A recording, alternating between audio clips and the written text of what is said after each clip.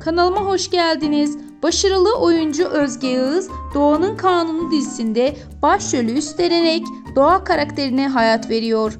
Güçlü oyunculuğu, doğal enerjisi ve etkileyici performansıyla izleyicilerin beğenisini kazanan Özge Yağız, Alperen Duymaz ile paylaştığı başrol sayesinde dizinin en çok konuşulan isimlerinden biri olmaya sürdürüyor.